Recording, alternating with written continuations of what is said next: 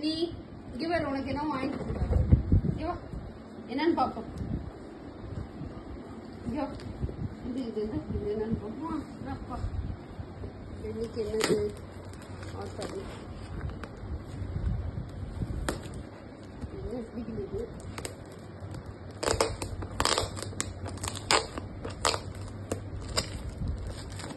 என்னடி என்னைக்காது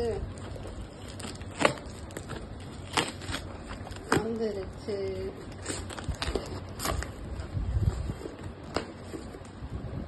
வரா என்னதுடா